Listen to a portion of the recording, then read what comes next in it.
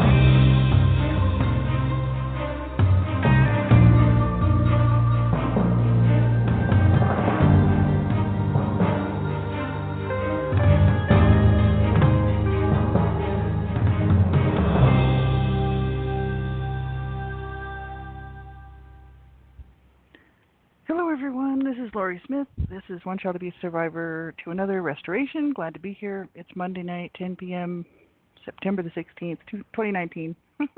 Same place, same time. And I'm glad to be here. And hopefully you're all doing okay. I just appreciate everybody who's been tuning into my shows. And I don't know who all of you are, like I say on all my shows, but I do appreciate it. And hopefully you're getting something out of this material. And I'm sorry I missed my show last weekend, or actually last Monday. I was going to do it on the weekend. I was sort of planning to pick that one up at some point, but I had caught a cold, and I'm just kind of getting over that. So it's been a harsh week of just kind of, working and sick and not feeling all that great. So tonight I'm actually feeling pretty good. So I'm glad to be back, and we're just looking at this article that I found at Havoca, HAVOCA, Help for Adult Victims of Child Abuse, havoca.org. And it's under their Information for Survivors tab, and you can go there and look under their section dealing with boundaries, and that's what we're looking at. It's a good article. I think it's really well done. Some of it really didn't pertain to me, and I didn't relate to it, but some of it I do. And the stuff we're looking at tonight is definitely helpful. This is picking up towards the bottom of the article, really way down towards the bottom of the article. We're in the last section of it. This is tips for setting boundaries. And this stuff's really interesting for me because I need all the tips I can get for setting boundaries. I really do, because I generally don't express my needs, and then when my needs aren't met, then problems arise, and then I usually shut the person out or quit the job or walk away or whatever it is, because I'm not going to allow anybody to mistreat me. See? So I don't get my needs met, but then I don't state my needs either. And so I'm learning how to do this, right? And it's difficult, and it's hard for survivors of abuse of any type to learn what healthy boundaries are, and that we should set them. We should know what our needs are and how we want to be treated, and how we're going to treat other people and respect other people's boundaries, and learn how to get our boundaries respected as well, right? So it's so important. And this is just stuff that we have to learn, right? If we weren't shown any proper boundaries as children, and abused children, I mean, this is an issue, right? I mean, boundaries are crossed in every way, and there is just no boundaries, for an abused child, right? I mean, in my situation, anybody could come and do anything they wanted to me, and there wasn't going to be any help for me, So all the boundaries are crossed there. So it's tough. It's hard. But we have rights, we have the right to be treated decently, with the same human dignity that everyone deserves, So it's just so important to learn this stuff. So that's what we're looking at tonight. And, if you're a survivor of abuse and you're just starting your healing journey and you're just not sure if you're safe enough to be listening to this show or anything like this, you want to make sure that you're safe enough. And if you're not sure, what is that, safe enough, it's so that you don't be triggered by this information or any information like this from anybody else's show or mine or anybody else's. You want to make sure that you can handle listening to this sort of stuff without being triggered and going backward in your healing journey or hurting yourself or hurting somebody else. Get that information. You can find that from many places, but ASCA, Adult Survivors of Child Abuse, a Morris Center program, has a Survivor to Thriver workbook, and it's free. You can read it right online, or you can download it, or whatever. And I think you can even purchase it, but it's free. It's for anybody who wants it. You can just get it right there from their website. And the first chapter is called Safety First, and it's really important to learn, to recognize whether or not you are safe enough to be listening to something like this, so you won't be triggered, right? If you're not sure, just turn the show off. You won't be hurting my feelings at all. And if you're anybody else, I'm talking about abuse. Very, very sensitive topic. Makes a lot of people uncomfortable. And so you have to make sure that, you're the only one who can determine whether you should be listening or not. So if you feel like the topics of abuse or violence or any type of abuse, this kind of stuff is going to bother you, then you have to turn the show off. You won't be hurting my feelings at all. So we're going to get right into it. Tips for setting boundaries. This is interesting. It's just short little snippets that they've put here. They don't go into describing or talking about it too much, but it's just right to the point. We'll look at the first one. Anger, rage, complaining, whining, and feeling threatened or suffocated or victimized are clues to boundaries you need to set. So, for instance, if I'm feeling anger or rage or I'm complaining or I'm whining or feeling threatened, feeling suffocated or victimized, feeling victimized, then that's a clue that I haven't set a boundary with someone, whether it's whoever it is in my life. It could be anybody. It could be a coworker, it could be a boss, it could be a family member, you know what I mean? It could be anybody, a friend, neighbor, whatever. Anybody who's in our life that all of a sudden I'm complaining because I don't like the way this person's behaving, or I'm feeling threatened by this person, or suffocated, victimized, anger, rage coming on. That's a clue that a boundary needs to be set. So that's interesting. It says when you identify a need to set a boundary or a limit with someone, do it clearly, preferably without anger, and in as few words as possible. Now that's interesting because this is something that I just learned actually last weekend from a lady that I was working with, and I was explaining this horrible situation I had with one of my bosses. Actually, I've had several bosses scream at me and yell at me, which is really sad because it wasn't really my fault. But and they admitted to it later. One of them did anyway, that it was her fault, but she was screaming at me anyway. But this is my life, I have strangers, like complete strangers, will come up and slap me in the face, and then they laugh, and I'm like, do I just have this sign on my back that says go ahead and abuse me? Like, it's okay to go ahead and just stomp on me or something? I just don't get it. But whatever it is, it's obviously evil, and it just pisses me off. But I consider all abuse evil because it really is. And so this lady I was talking to, she's a therapist, and I was telling her a little bit about this situation with one of these bosses that I had that was screaming at me and yelling and throwing fits, and just making me really uncomfortable because, I was abused as a child, and I just don't need that from a boss. And I thought that was very inappropriate behavior. And she said, yeah, definitely. That person obviously has a problem. But she said, you could have stopped it in about 5 seconds. And I said, really, how? And she said, well, you have to set a boundary, and you have to really clearly, without anger. She said it almost the same way it's written here. Hold up your hand, and just in a clear tone, just say, please stop screaming at me. When you stop screaming at me, we can have an intelligent conversation. And it shuts them down. And I was like, oh, awesome. I was like, well, I need to learn how to do that. Because I was abused as a child, man. I wasn't allowed to say anything, ever. I'd be beaten. Actually, I did used to say stuff, but it would catch me some beatings. But the issue is out of respect, for these bosses that I've had in the past, I don't say anything because I'm trying to be respectful, see? But that's ridiculous to allow somebody to treat us like that. In any situation, It's just wrong. And, you know, they go on to, we'll pick up, we'll just keep going here. There's some really good stuff here. It says you cannot simultaneously set a limit with someone and also take care of their feelings. They may be hurt, angry, or disappointed with you. Too bad. That's what I say. If somebody's doing something that is absolutely not okay for us, you know, and we say something about it to set a limit with someone, and they get disappointed or angry or hurt by it, that's too bad, because that's their problem. That they need to deal with it. It's just the same as us. Somebody, if we're stepping over the limit, you know, we're crossing boundaries that we shouldn't with somebody, and they, you know, call us out on it, and they say, look, you know, that's really, you know, going, you know, stepping over the boundaries for me.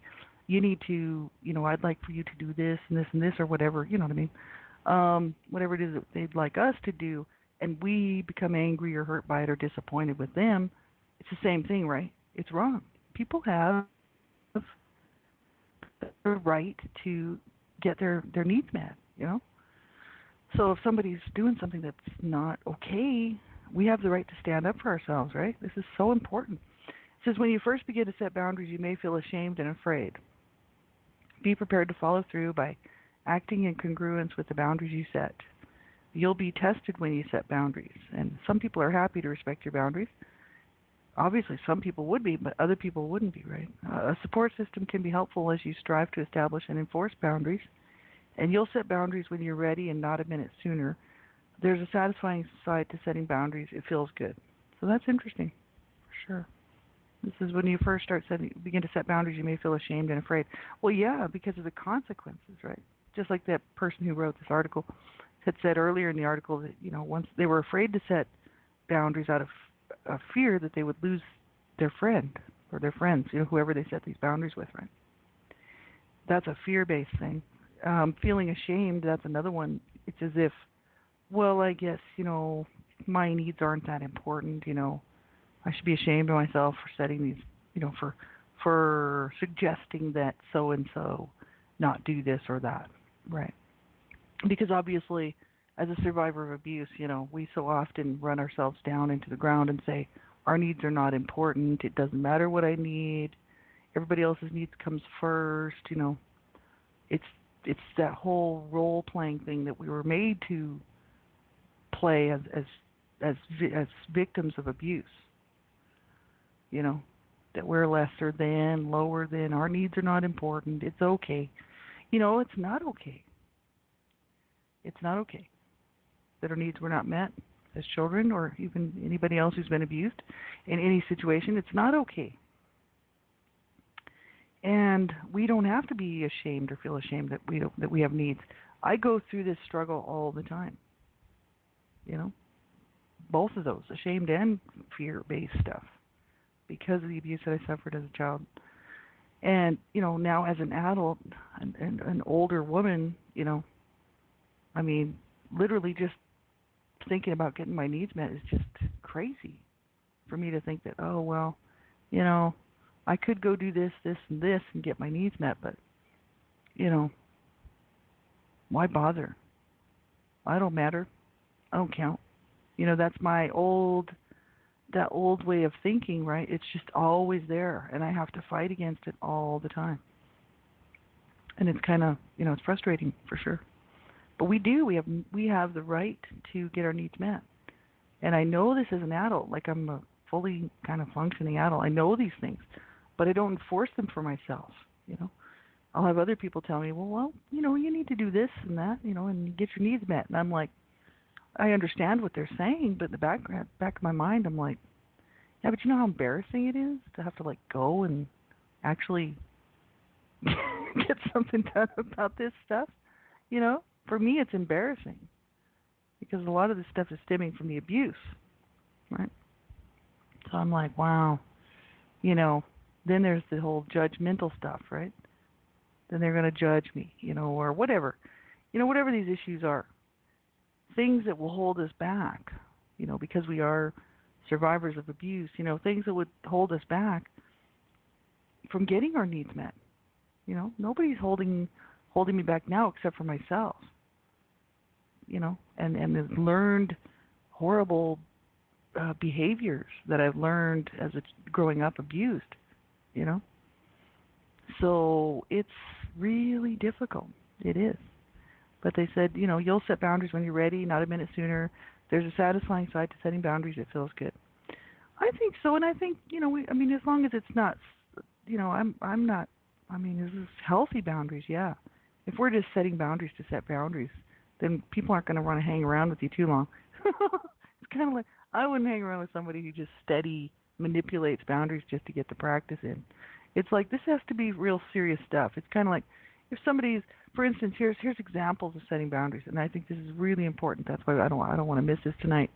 They say here, you don't have a right to tell. This is an example of setting a boundary. You don't have a right to tell me what to think or invalidate my feelings. Like, that's really important. We have the right to say that to somebody. If somebody's invalidating our feelings or thinking that they have the right to tell us what to think and how to think and what have the right to enforce things on us, or invalidate our feelings, we have the right to tell them. You don't have a right to tell me what to think or to invalidate my feelings. Absolutely, because I don't have the right to go invalidating somebody else's feelings. It's like, so why would somebody think they have the right to do that to me? I think these are really good. Here's another one. Don't vent your anger on me. I won't have it. That's awesome. That's the one that I need to learn for these angry bosses. I always end up working for these really lame people, which is really sad. Not my bosses right now, which I won't mention who they are, but I've got bosses right now that I think are really sweet. But a lot of bosses that I've had in the past have been terrible. Really terrible, terrible people. And the problem being is they're just so stressed out and they hate their job and they probably hate their life and they're just miserable, so they take it out on their staff, and I think that's just wrong. But the thing is I need to learn this one. Don't vent your anger on me. I won't have it. Yes, that's right. How about another one? This is mine. You don't have a right to use it as yours. This is mine. You don't have a right to use it as yours. I suppose that's an important one, It depends on what it is. It's kind of like, this is my remote. You get your own remote, to the TV. It's just kind of, to me, I don't care about stuff. I've never really cared about things, so I don't worry about things like that. If somebody's using my stuff, it's theirs. It's like whatever, you can have it. Like, I don't care. I am not into stuff, period. But I never have been into things or stuff. It's like whatever. I'm more interested in the heart issues, right? And here's another one. I won't accept your belittling jokes, your criticism, or your condescending attitude toward me. So this is stuff that we can tell people. If somebody's belittling us, cracking jokes, making us feel bad about ourselves or whatever, criticizing us, condescending attitude toward us, we have a right to tell them that. I won't accept your belittling jokes, your criticism, or your condescending attitude toward me. That's right. Here's another one. I won't be disrespected. If you won't respect me, then stay away. That's really important. And I don't, you people are, you earn respect, right? I don't think people should just automatically just respect everybody. As far as human rights go, that's universal. Everybody should respect everybody's human rights, but if somebody's going to treat me horribly, I'm not going to respect them. So it works both ways. If I'm treating somebody with respect and dignity, I expect that back. So yeah, if I'm treating somebody with total respect and total, regard for their feelings, and then I expect that back. And if they don't give it to me, then, I should have the right to say, if you won't respect me, then stay away. That's very important. And here's another one. Keep your hands off me. That's a big one. And, that's just big for me because I was abused physically as a child by both my parents and my brother. But that's kind of good for anyone. Keep your hands off me. And especially with domestic violence stuff. My mom used to tell that to my dad, and he'd just beat her up anyway. I remember her saying that to him. Keep your hands off me. And then that'd be it, man. It'd be all over her, Whoa, Now, if I would have said, keep your hands off me to my mother, then she would have probably killed me. She did attempt that a few times, but it didn't work. Keep your hands off me. As an adult, we definitely have the right to say that. And it's very, very important to learn that. I know that myself, I absolutely do not let anyone touch me that's not okay for me, that I don't let them know that it's okay that they touch me. You know what I mean? I rarely have people actually touch me, period. You know what I mean? Just like friends or anybody like come up and just touch me for whatever reason. I really don't like it. You know what I mean? I was abused as a child in every way, and I don't particularly like people just touching me. I'm not a touchy person. I mean, I'm not like one of these touchy-feely kind of, let me put my arms around you sort of thing. I didn't grow up like that. I grew up abused harshly, and I was never hugged or held. And so for me, if people touch me, I get a little creeped out, so I'm not used to it. Sometimes I crave it. I crave loving touches and loving kindness, But as far as that goes, I mean, I have no problem telling people to keep their hands off me. It's like, as an adult, absolutely, man. It's like, keep your distance. I don't allow people to get that close to me normally. Stop doing that. Here's another one. Stop doing that or I'll leave, or I'll report you, file charges, etc. That's really important in a relationship. We have the right, if somebody's doing something that is completely overstepping boundaries, especially abusive behavior, violence,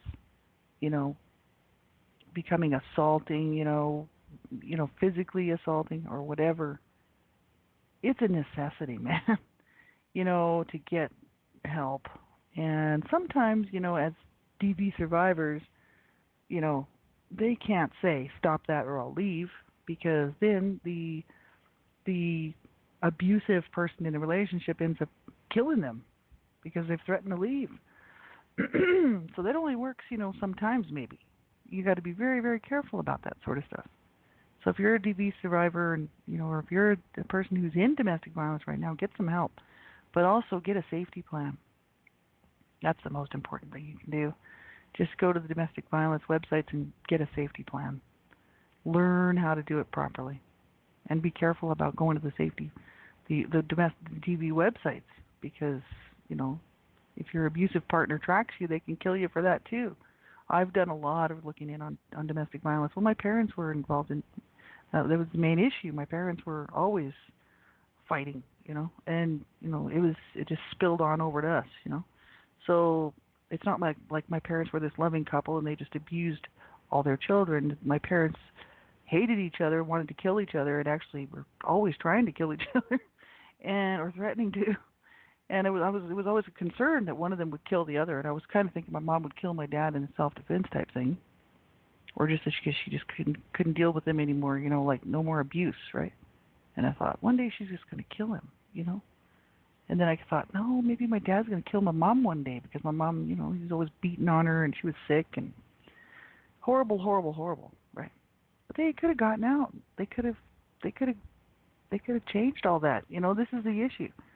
But they didn't want to. They just wanted to continue their garbage. And it's just like, this is why I keep speaking out against this stuff. It's absolutely ridiculous and horrific that people stay in this. Don't do it, man. I know when I got together with my deceased husband now, who's now deceased a year ago, and I just love him and miss him so much, I didn't trust him for a second, even though I wanted this relationship with him. But I was like, man, what if he starts beating on me?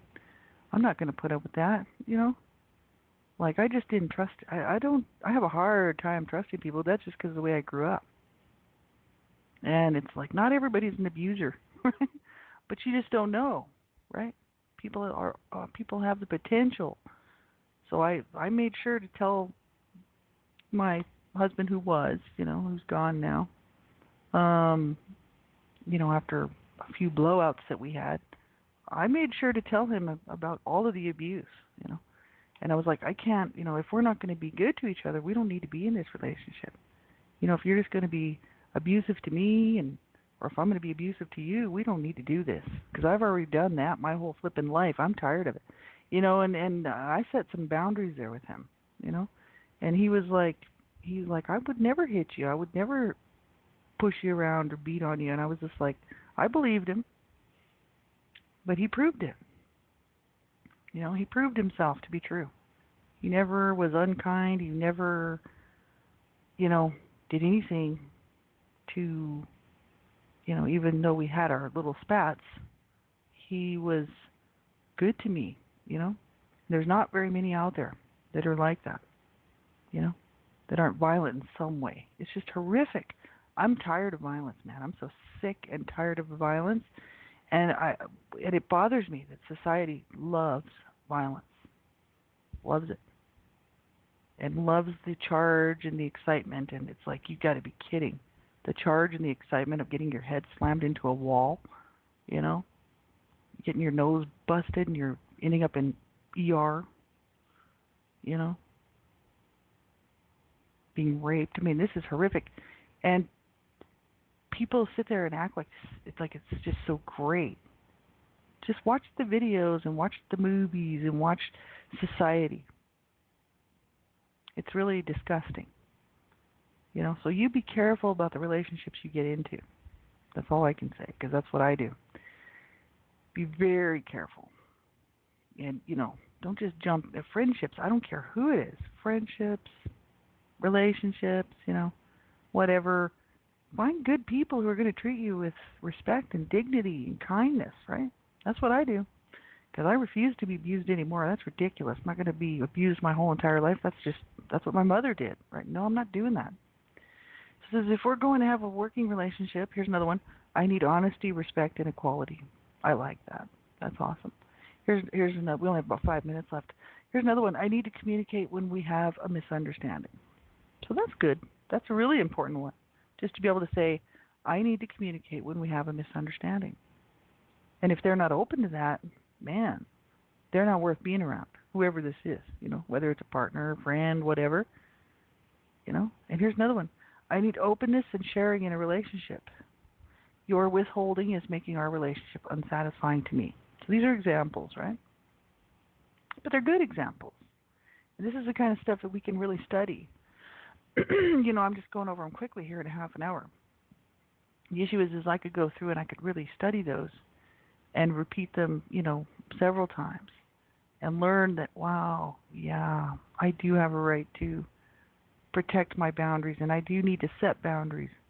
And sometimes, I need to make sure that I let somebody know that I need to be able to communicate. Because without that, what do you have? It's just, the relationship breaks down. So it's so important, right?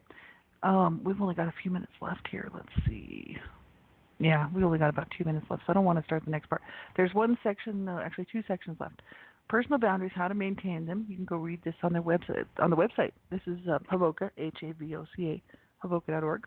And then in the last part of it is affirmations of your basic rights. That's a good one. So we'll be sure to look at that the next time. I have the show set up for next week. Should be back next Monday night, same time, same place. I'm not sure what time I have on there, 11:30, but it'll probably be 10 o'clock. I'm just going to 10 or 10:30, somewhere right around the same time. So thanks, everybody, for tuning in. I appreciate it. Whatever you do, you take care of yourself. Like I say on every show, if you're struggling, you're having a hard time, and you don't know what you're going to do, and you can't even figure out how you're going to keep going, because I know, because I've been there. I've been down to the edge in the pit, and it was serious so many times it's not even funny. You have to reach out. You have to get help. Don't suffer on your own. Absolutely do not suffer on your own. Reach out anonymously. There's tons of anonymous websites out there. You don't even have to give your name, your real name. You can get help, right? And if you can't find that stuff, call a crisis hotline. Call a NAASCA member.